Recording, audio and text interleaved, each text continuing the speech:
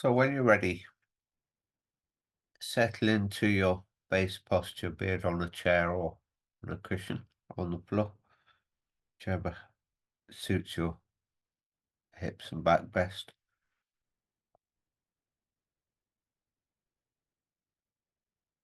If you're on a chair, you can feel your feet settle and your sit bones. If you're on the floor, the sit bones and the folded legs, edges of the legs, perhaps the feet.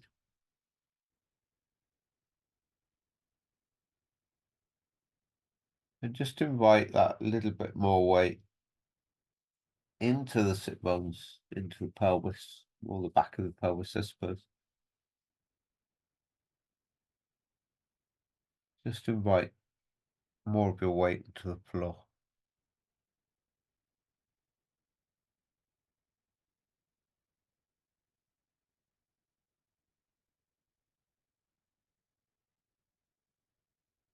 And as we work through the practice this morning, can you simply be with what's happening? We don't need to compute it. We don't need to be on the kind of front brain for it, working things out. And let that go.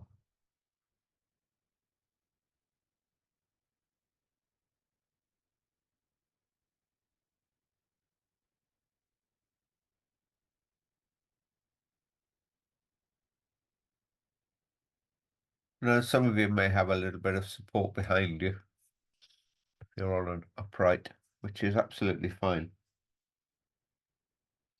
But whether you're sitting with that back support or whether you're using the skeleton as your support, a more traditional posture, you can do.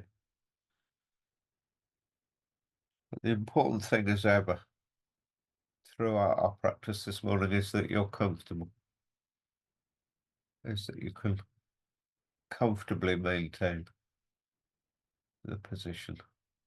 It's not to say you can't shift, but it's probably more beneficial to remain in stillness if you can. But that shouldn't be a fight.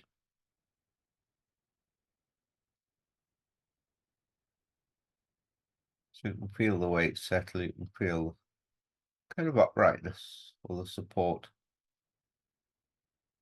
I think of it as kind of soft, tensile strength through the spine, like the stem of a plant. That lets the shoulders fall away on the head.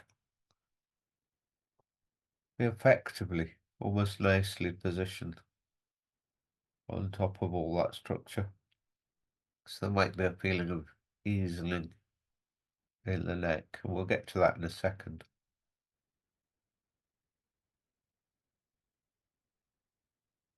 Just sense the kind of poise of your body.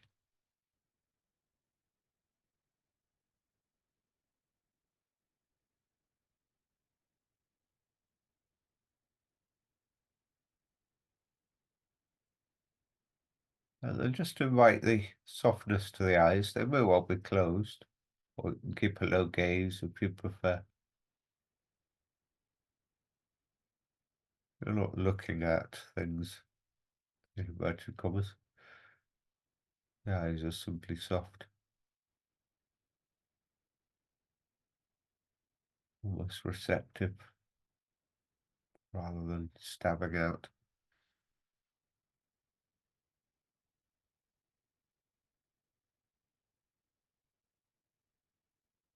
Phrase that's often used is that kind of compassionate eye, as opposed to a hunter's eye.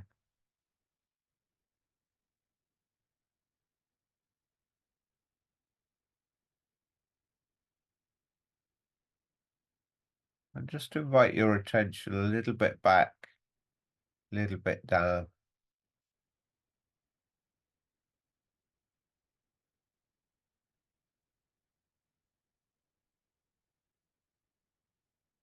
And as you sit and feel, have that kind of neuroception of that feeling sense of safety and feeling embodied, feeling present to yourself. That felt sense of what might be there.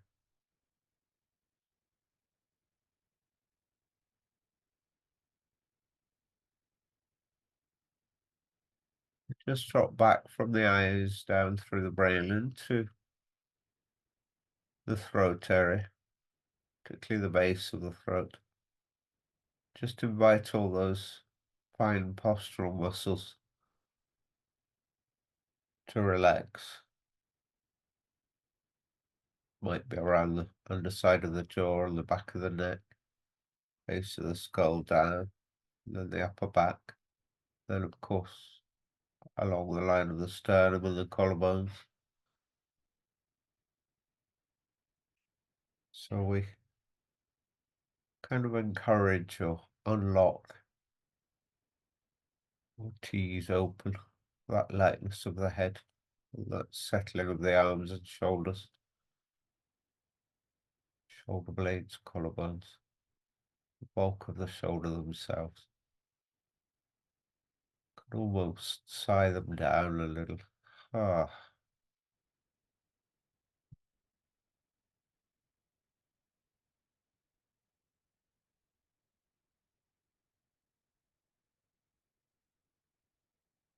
tiny, tiny muscles, tiny connective tissue in the neck and the sternum can soften.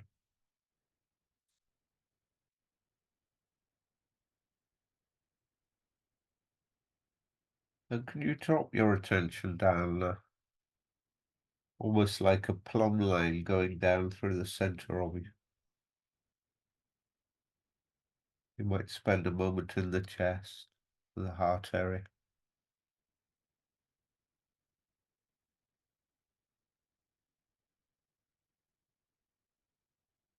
and the diaphragm and the solar plexus,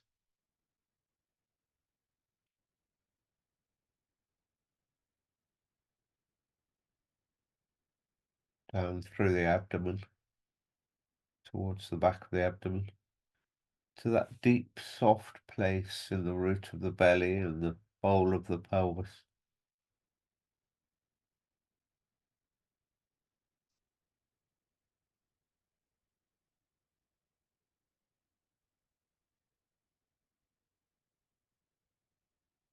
Perhaps you have an intention for the practice or an intention for the day. It needn't be a cognitive thing, but you can have a felt sense in the body about what's going on in life at the moment and perhaps the next couple of days or a plan you have. Make that more a feeling sense than a language sense. Drop the label and just be with it. What's it like in that place that knows about this? You can kind of greet it, give it acknowledgement, how it feels to be noticed and how it feels to be heard. That sense of your purpose or your motive for the day, the week. Perhaps you've got a secret plan in life that's not quite been answered yet. Have a felt sense of something there somewhere in the body and just be with it for a while.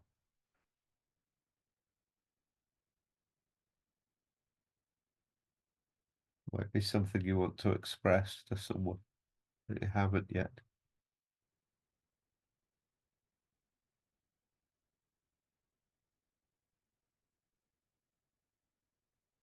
Again, come out of the head into the body and feel it. Just be with it and let it be heard.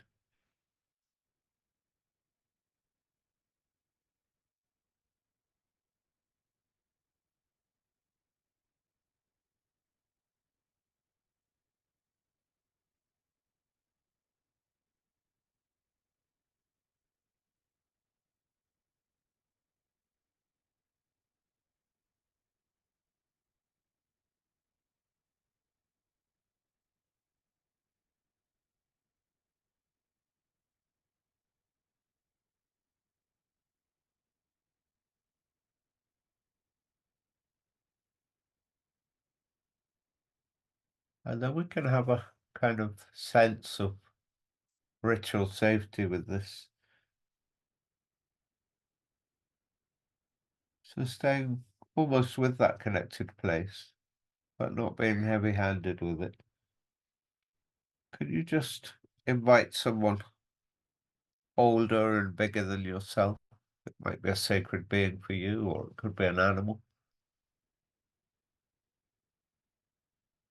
Those of you with a faith or a belief, it might be a deity or a sacred being. Perhaps the Buddhists among you might use a tanka image. But it could be a grandmother or a grandfather, or it could be a dog. Something that has got your back. It could be by your side or behind you. Just greet this feeling. There's no need to kind of verbally greet. Just be in the presence of something larger than yourself. Somebody who's got your back. Very supportive and understanding and perhaps very loving. Maybe it's your ancestors, maybe it's a teacher.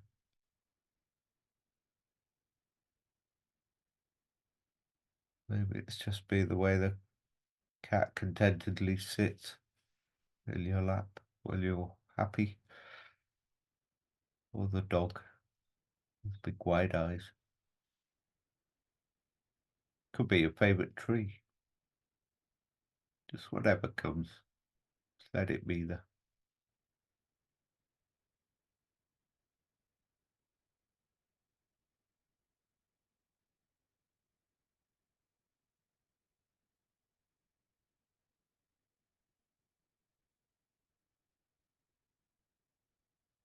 And as you kind of welcome that feeling of support, can you let it clear your space? Just empty any clutter that's going on for you. How you do that doesn't matter. You just think of it as a little bit of clearing, a little bit of getting rid of all the messy strands in our life. Again, it doesn't need to be a language thing. You can just think of it kind of parting some of the murk, perhaps blowing it away or whispering it away, or just with its presence.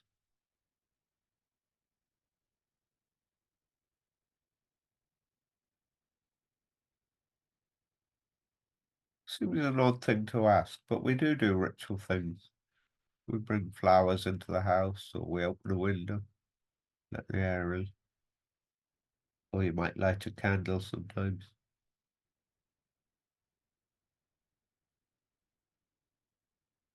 You might pick things up from the floor.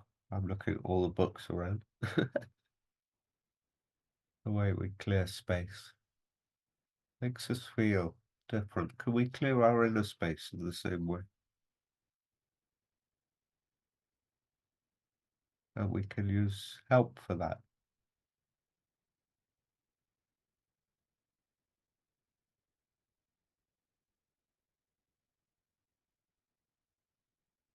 And just the kind of right feeling for this, the kind of frequency of it, or the size and frequency of this nice, clear, open space. There's plenty of room. You make it playful.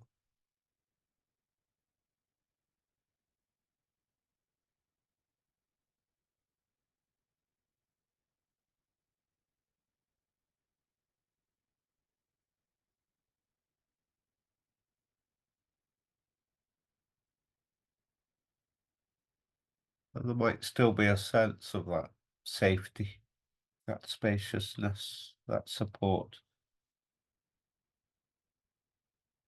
We're going to move to a kind of nourishing quality within that sacred space of our experience. And here it's very, very simple. It's what we do all the time. It's that gentle flow of breath. Just be with that touch of breathing. You might not need to do anything in particular. Perhaps you need to sigh just to initiate feeling in breath. But you may not need to. You're looking for a kind of equalness, kind of equanimity in the flow of the breath. Let it just come and go. And have a softness or a steadiness to it. Lightness, perhaps.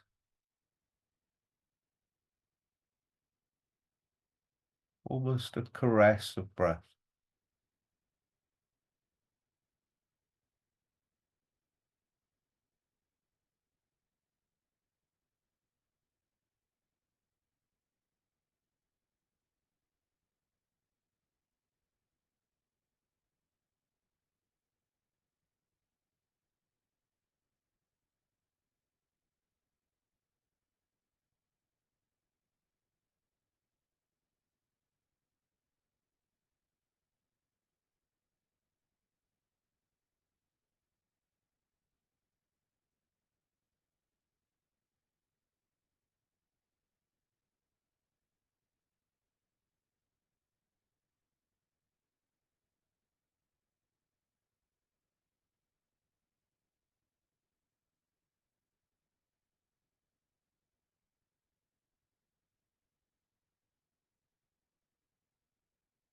And breath and feeling go hand in hand.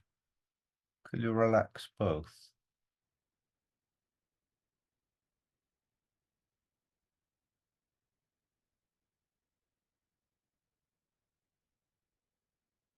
Relaxation comes from simply allowing space, not being heavy-handed with your intention of, oh, I must breathe. Just let it be. And observe, feel.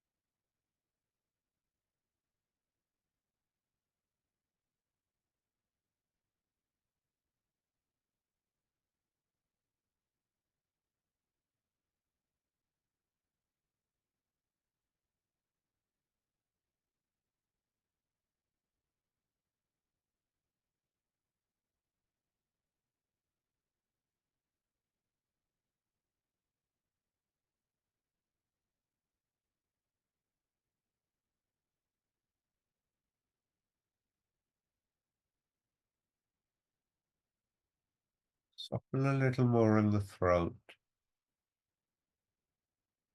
or allow a little more room and space.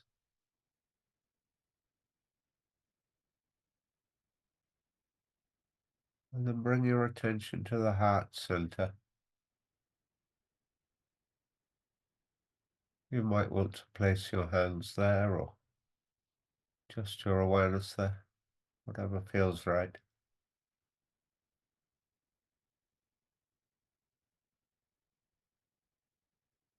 Soft throat, tension in the heart, and the support from the abdomen underneath.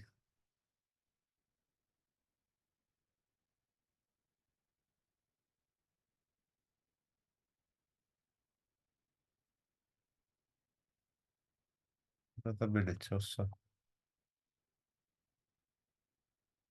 Being comfortably, contentedly with yourself.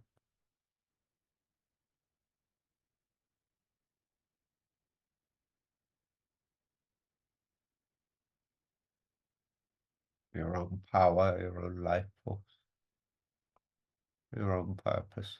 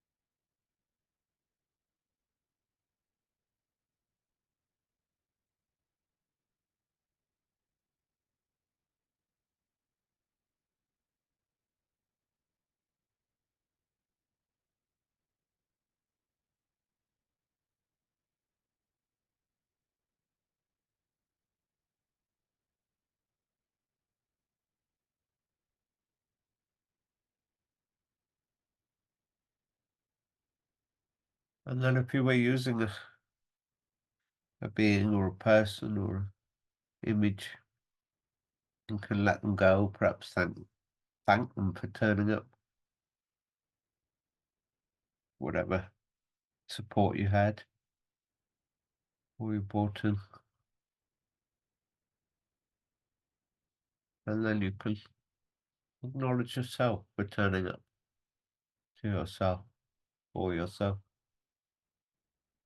And then perhaps you want to dedicate any benefit or merit of the practice to whomsoever or wheresoever you wish.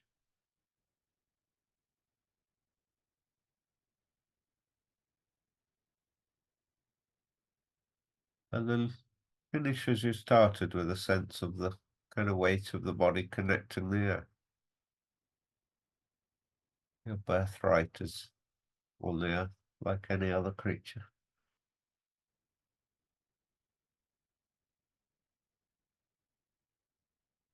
And then yawn or stretch or wriggle, do what you need to do.